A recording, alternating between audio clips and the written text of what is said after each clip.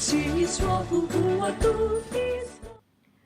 Menjadi bagian dari pelaksana program Sekolah Penggerak Angkatan 1 dari tahun 2021 hingga sekarang tentu bukan perjalanan yang mudah. Sebuah perjalanan yang tak henti-hentinya disyukuri sebagai lembaran pencapaian menuju perubahan yang paripurna. Memimpin sekolah swasta dengan sumber daya yang terbatas dilihat dari sarana prasarana, luas tanahnya hanya 504 meter persegi dengan kondisi PTK, jumlah guru 8 orang dan TU 2 orang, peserta didik hanya 130, lokasinya juga berada di gang sempit dan anggaran yang tidak banyak, tentu tidak mudah dalam melakukan perjalanan. Bagaimana kepala sekolah dituntut bekerja cerdas, melakukan berbagai strategi dan antisipasi karena tidak sedikit orang tua peserta didik yang menitipkan butuh bukti. Apakah bisa sekolah kecil memiliki daya saing dengan sekolah besar? Apakah mampu sekolah yang berada di gang berkompetisi dengan sekolah yang berada di pinggir jalan atau di komplek? Di awal-awal melakukan penyamaan visi dan brainstorming terhadap anggota komunitas belajar memang tidak mudah. Banyak pendapat yang menyalahkan banyak hal seperti seandainya ngajar murid-murid kayak sekolah itu pasti nggak bakal secapai ini.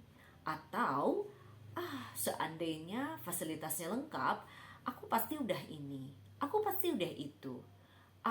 Seandainya sekolah di sana, guru-guruku pasti bisa diajak berdiskusi. Banyak sekali yang ingin didobrak dari kebiasaan lama. Salah satunya ketika kebiasaan pelatihan di hotel dan tempat mewah sempat mengalami adanya penurunan taste kalau pelatihan dilaksanakan di rumah, di pekarangan, atau bahkan di sekolah yang fasilitasnya biasa-biasa. Proses budaya belajar yang diartikan harus mengundang narasumber, ahli dengan rentetan gelar menjadi budaya yang mengalahkan praktik baik yang direfleksikan bersama. Selain itu, pelatihan maunya instan, sehari 2 hari selesai. Padahal belajar itu butuh proses dan waktu. Sebagai pemimpin pembelajaran, kepala sekolah perlu menjadi inspirator, motivator kepada tim. Bagaimana kita juga bisa mengajar dan bekerja dengan baik tanpa menyalahkan faktor-faktor yang lain. Jangan lupa, libatkan orang tua dan masyarakat sebagai mitra kerja dan modal kekuatan dalam berencana. SD Ubatul Islam memiliki satu komunitas yang luar biasa, komunitas belajar yang bukan hanya terdiri dari kepala sekolah dan tim guru saja, tapi juga komunitas yang di dalamnya ada partner bekerja. Siapa? Siapa lagi kalau bukan komunitas orang tua penggerak. Kepala sekolah seringkali melaksanakan berbagai kegiatan seperti sosialisasi, FGD tentang kurikulum, FGD tentang penyusunan rencana kerja tahunan, hingga bagaimana kepala sekolah perlu memastikan dirinya sebagai role model dan juga orang tua kedua bagi putra-putri yang telah dititipkan kepada kita. Selain role model untuk orang tua, kepala sekolah juga menjadi role model bagi guru-gurunya. Dan melalui komunitas belajar, ada kegiatan yang namanya refleksi rutin, BSM, bertemu setiap malam, di mana masing-masing dari guru dan kepala sekolah saling menerima saran dan masukan yang kita anggap menjadi tantangan tersendiri, di mana kepala sekolah dan guru sama-sama mau direfleksi oleh teman sejawat, karena refleksi ini mempunyai potensi untuk menumbuhkan growth mindset. Kepala sekolah menjadi inisiator dalam proyek penguatan profil pelajar Pancasila dengan melakukan aksi nyata seperti memberi contoh guru untuk menstimulus investigasi masalah, mengeksplorasi rapor pendidikan, dan mengajak tim kerja dalam program pengimbasan secara bergantian, bukan sekedar memberikan instruksi kepada tim kerja saja. Moda yang dilakukan juga bisa dalam jaringan, bisa juga tatap muka. Bahkan media yang digunakan bukan hanya media seperti website, majalah sekolah, atau elektronik majalah, tapi juga media-media yang saat ini sedang digandrungi oleh guru-guru milenial. Salah satunya adalah kaos. Kaos yang berisi caption-caption menjadi media pengimbasan yang luar biasa.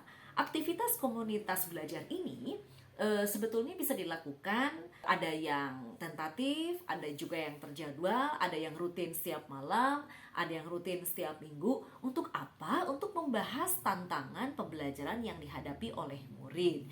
Setidak-tidaknya ada 4 kegiatan yang dilakukan dalam wadah komunitas belajar baik di internal maupun eksternal, yaitu refleksi awal, perencanaan, implementasi, dan evaluasi. Tujuannya adalah menguatkan komunitas bahwa belajar itu butuh proses dan perlu berkelanjutan, fokus pada perubahan paradigma, dan ingat, pendampingan tidak bisa dilakukan secara instan, tidak bisa dilakukan dalam 1 atau 2 hari. Begitupun dengan komunitas belajar di luar sekolah, program pengimbasan berbuah kegiatan saling belajar. Memang pada awalnya program pengimbasan adalah sebuah instruksi, seolah-olah pelaksana PSP sedang mengajar, sedang berbagi praktik baik. Padahal kitalah yang sesungguhnya yang sedang banyak belajar. Belajar dari pengalaman dan ilmu setiap orang yang pasti berbeda.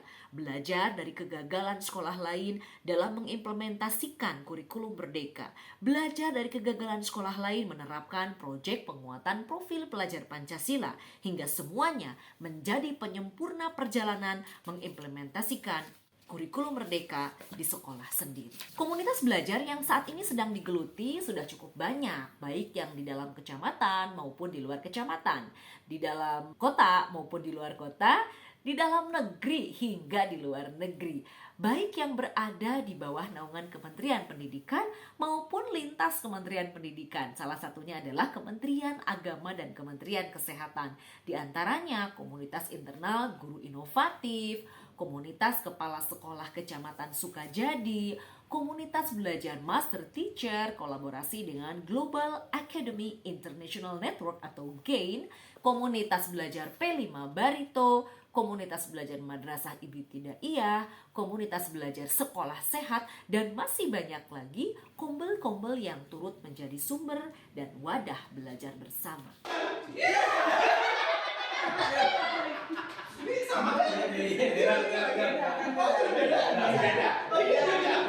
Berarti apa lagi ya? Nambah. Enak dapat aja. 4, 2, 3 minimal dia udah si levelnya udah naik. Yang tadinya learning jadi adopting lah gitu. Jadi oh ini harusnya 10. Bukan hanya guru, harus tahu persis kenapa anak didiknya diberangkatkan ke kita. Yang pertama, kepala sekolah harus memastikan program seperti apa yang akan meningkatkan motivasi anak-anak. Karena tidak sedikit anak-anak yang datang ke sekolah ini hanya karena butuh motivasi.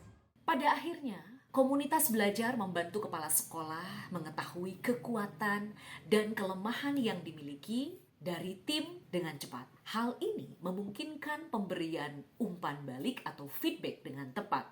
Rasa saling percaya mudah terbentuk karena semua anggota dianggap dan dijadikan sebagai narasumber. Komunitas belajar atau kombel juga mampu meningkatkan kompetensi pendidik dan membangun budaya belajar bersama yang berkelanjutan sehingga berdampak pada peningkatan hasil belajar murid. Pembelajaran yang didapatkan dari komunitas belajar antara lain saya menjadi pribadi yang sangat bersyukur karena telah menjadi bagian penting dari agen perubahan dalam sebuah kapal yang bernama Merdeka Belajar.